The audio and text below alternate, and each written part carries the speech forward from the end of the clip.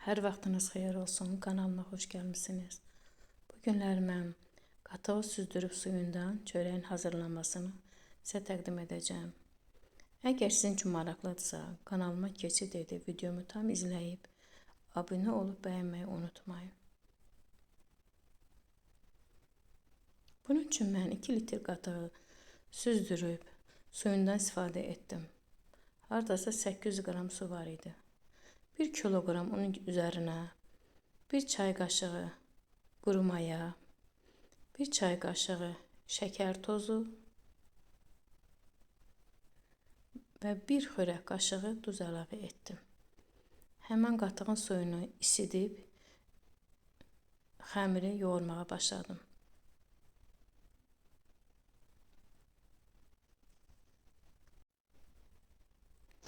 Xəmir tam yoğurulub qutarandan sonra mən 50 qram kərə yağını götürüb yenə də xəmiri yoğurmağa başladım. Tam yoğurdum, xəmir bu cür yumşaq alındı. Sonra yarım saat dinləməyə qoydum mən.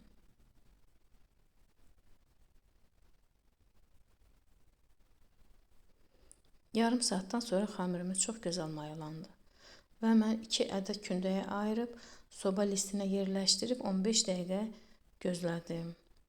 Sonra üzərinə yumurtanın sarısını çəkib 180 dərəcədə isti sobada bişirməyə qoydum.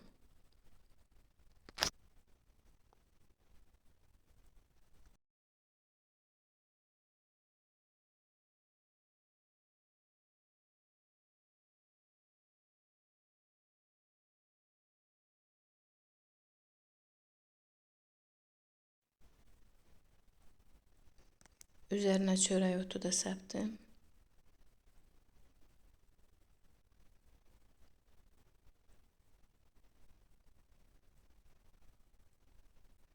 Artıq çörəklərim hazırdır.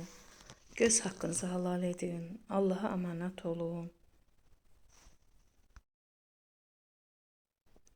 Allah hər kəsin çörəyini, ruzisini bol bərəkətli eləsin. Allah bizləri çörəklə imtahan etməsin. Allaha əmanət olun. Videomu sona qədər izlədiyiniz üçün təşəkkür edirəm.